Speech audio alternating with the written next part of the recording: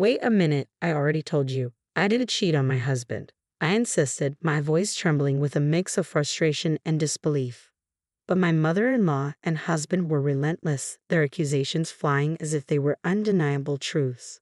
No, it's not like that at all, I quickly denied, trying to make them understand. But my mother-in-law wasn't having any of it. My son is sterile, she declared, her voice cold and unwavering. So there's no way you could be pregnant. If we got a medical certificate, it would prove your affair, though we don't even need one. It's perfectly obvious. Before I could respond, my mother's hand suddenly struck my face with a stinging slap, silencing me. I turned to my parents, hoping for support, but they just stared back at me, their expressions distant and disapproving. My name is Anna. I'm a 34-year-old office worker, and last year, after several years of dating, I married William. We both have careers, so we share the household chores, maintaining a balanced and stress-free life. William is amazing. He can cook, clean, and do laundry, and I'm truly grateful for that. Our newlywed life has been blissful, and I was certain it would continue this way.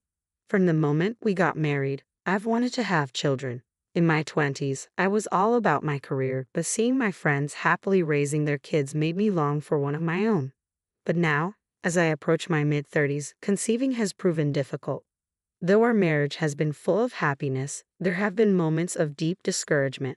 Still, I held on to hope that we'd one day be blessed with a baby. Then, one morning, I woke up feeling nauseous. Could it be? I grabbed a test kit, my heart racing, and when the results showed positive, I was in shock. Could I really be pregnant? Shaken but hopeful, I called in late to work and rushed to the hospital. Yes, you're definitely pregnant, the doctor confirmed with a warm smile. I can hear the baby's heartbeat. Are you sure? I asked, barely able to believe it. Absolutely. You're in your 3rd month. Congratulations. You should get your maternity handbook too. I couldn't hold back my tears of joy. I was over the moon and couldn't wait to share the news with William. On my way home, I stopped by the supermarket, picking up food with a heart full of excitement. I imagined William's reaction, hoping he'd be just as overjoyed as I was. Maybe he'd even cry, and we'd embrace in happiness. Even after I got home, I couldn't stop smiling. I cooked dinner in the best mood, anticipating his arrival. Finally, when William walked through the door that night, he noticed the feast I prepared. Wow, dinner looks amazing today, he said, loosening his tie. I couldn't stop smiling as I looked at him, eager to share the news. Guess what? I'm pregnant, I announced, expecting an outburst of joy. Instead, his face froze in surprise. What? Pregnant? I nodded, waiting for the happiness to sink in, but his reaction took an unexpected turn. Whose baby is it? He asked, his voice sharp and cold. What? I stammered, taken aback. I asked you whose child it is, he repeated, his eyes narrowing with suspicion. What's wrong with you? Of course, it's yours, I said, my voice trembling with confusion. He sighed heavily, shaking his head. I'm sterile. What? I whispered, my heart sinking. So, it's not mine, he continued, a note of finality in his tone. I had no idea you were having an affair. I'm disappointed.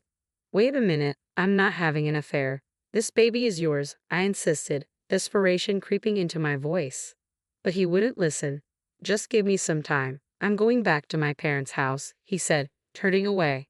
He left without even touching the meal I had prepared, and the door closed behind him with a sense of finality. A few days later, my husband called my parents, saying he wanted to talk with them. I begged him to discuss it with me alone first, but he ignored my pleas.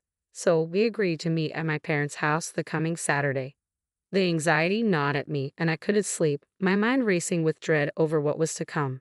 I struggled to explain the situation to my parents, and when my in-laws arrived, my mother couldn't hold back any longer. What's going on? She asked, her voice laced with concern. My mother-in-law responded with icy detachment. What? You mean your daughter hasn't told you anything? I heard she's pregnant, but it's not my son's. My parents froze, shock etched on their faces. My father, still in disbelief, muttered, I never imagined Anna would cheat on him. I guess I was the only one who thought they had a strong marriage.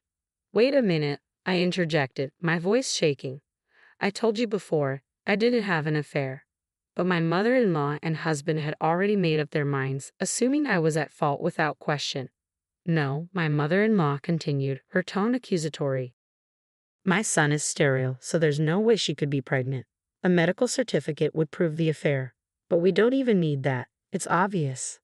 As I tried to defend myself, my mother suddenly slapped me, the sting of her hand leaving me speechless. I turned to my parents, hoping for some semblance of support, but they both stared at me with cold, unfeeling eyes. My husband and mother-in-law exchanged smug looks, their expressions filled with disdain. Well, you deserve that slap, my mother-in-law sneered. You committed adultery and never even had the decency to apologize. To my horror, my mother bowed her head and quietly said, I'm sorry, as if accepting their version of the story without question. I apologize, I said, my voice trembling. Come on, you two. Apologize quickly, my mother urged, her tone sharp. My father followed suit, bowing his head to my mother-in-law and husband. I'm sorry for all the trouble my daughter has caused, he said, grabbing my head and forcing me to bow in submission. I brushed my father's hand away, desperate to make them listen. Please just hear me out for a minute, I pleaded, but they refused, their anger only growing. You've brought shame upon this family, my father shouted in front of my mother-in-law and husband. You're no daughter of mine. My mother-in-law and husband exchanged smug looks, their laughter ringing in my ears. Oh my, they disowned you, my mother-in-law sneered. Well, you got what you deserved. Just then, the living room door creaked open, and my sister walked in, her face a mask of concern. Dad, Mom, please calm down, she urged, her voice steady. Finally, a glimmer of hope, but my father turned his anger on her. How can you stay so calm after hearing all this? And this is none of your business. We're family, it's very much my business, my sister replied firmly. And before you arrived, I spoke with Anna. Is it true, William? Are you sterile? My mother-in-law and husband exchanged uneasy glances, clearly caught off guard. Could it be that your sister suspects us, William? My mother-in-law asked, her voice tinged with uncertainty. No, of course not, William replied, but maybe it's time we address this with some facts. My sister remained calm, ready to uncover the truth. When did you have the examination? My sister asked, her voice laced with suspicion. My husband and mother-in-law exchanged uneasy glances. He hasn't had any tests, my mother-in-law admitted. What? I froze, disbelief washing over me. My sister looked equally stunned. Then how can you be so sure he's sterile? My mother-in-law bristled. Are you trying to intimidate us? He hasn't been tested, but it's true, she insisted. How can you be so certain? My sister pressed, her tone unwavering. With an exasperated sigh, my mother-in-law began to explain. My son was married once before when he was young. They were together for 7 years, and she never got pregnant. But right after their divorce, his ex-wife conceived. Clearly, my son was the reason they couldn't have children. Now do you believe me? She demanded, her voice dripping with certainty. This proves that he's sterile, and that you must be cheating on him. She looked at me with utter contempt. The idea that you'd cheat on my son and still want to stay married to him is repulsive. You're a disgusting woman, you know that. My husband nodded in agreement, his expression mirroring his mother's disdain. Yes, you are. You've even dared to bear a child that I couldn't have. You've insulted me beyond words. I was utterly mortified. That wasn't proof that my husband was sterile, but I didn't have the knowledge to argue back. Desperate, I glanced at my sister, silently pleading for her help. She noticed my distress, gave me a reassuring nod, and began speaking again. I understand why you might think there's an issue given your past experience, she said calmly. But you can't definitively say your son is sterile based on that alone. There are couples who have children after 10 years of marriage without any fertility treatments. My mother-in-law scoffed, cutting her off. Don't try to lecture me with something you found on the internet. You're not a doctor, so what you say doesn't mean a thing. I wondered if my mother-in-law had paid attention at all when she met my family. My sister is a doctor and an obstetrician, my sister replied, her voice firm. Both my mother-in-law and husband were taken aback. What? They exclaimed in unison. I was stunned, too. It was clear they hadn't really listened when my sister had introduced herself before the wedding. Still incredulous, my sister continued, I explained this to you when we met before their marriage. You're speculating about this whole situation. It seems you're blaming my sister based on nothing but assumptions. She paused, then added, If you really want to accuse her, then let's do a proper examination. Since we're family, I'll do it for a reasonable price. When my sister made her suggestion, both my husband and mother-in-law flinched. But it seemed there was no turning back now. If you insist, let's get it checked out. My husband finally agreed, and my mother-in-law reluctantly nodded in agreement. The tests were conducted, and I decided to stay at my sister's house until the results came in. I couldn't bear to see my husband or return to my parents' home. My sister did her best to cheer me up during those days, helping to keep my mind from spiraling into worry. A few weeks later, the results were ready. We gathered at my parents' house to review them together. The tests confirmed that there was nothing wrong with my husband. My mother-in-law's face turned pale, and my husband looked genuinely surprised. "Anna, I'm sorry," he said, "but I'm glad to know that there's nothing wrong with me and that I can prove the child is mine." He said it so matter-of-factly that I was left speechless. Was this the same person who had accused me so easily, who had sided with his mother based on nothing but assumptions? My mother-in-law, instead of apologizing, laughed awkwardly and said, if this was how it was going to turn out, we should have done the test earlier. She offered no apology, and it was clear she had no intention of doing so. "I guess that settles it," my husband said, sounding oddly proud of himself. I realized I couldn't stay with a man like this any longer. My husband, assuming everything was settled, said, "Let's go home together," but I couldn't bring myself to leave with him. Sensing my hesitation, my sister intervened. "I don't think she's ready to go home yet. She'll stay with me for a while," she said. He reluctantly agreed, and finally my husband and mother-in-law left my parents' house. "What a pair," my mother muttered after they left. "They nearly fooled us too. I'm sorry for slapping you the other day, but this is all their fault." While my parents now blamed my husband and mother-in-law, I couldn't help but feel they were partially at fault too. My sister took me back to her apartment, and the moment we arrived, I felt a wave of relief wash over me. I broke down in tears. My sister didn't say a word, she just held me, comforting me in silence. I was terrified by how everyone had doubted me, looking at me with cold suspicion. In the midst of all that, my sister was the only one who stood by my side. I was so grateful that I had confided in her the day before the meeting at our parents' house. She went out of her way to come and support me, and I couldn't thank her enough. I stayed with my sister for a few days to recover, both physically and mentally. During that time, I made a decision. Together with my sister, I went to the house where my husband was staying. When he opened the door and saw me, he said, "Welcome home. I've been waiting for you."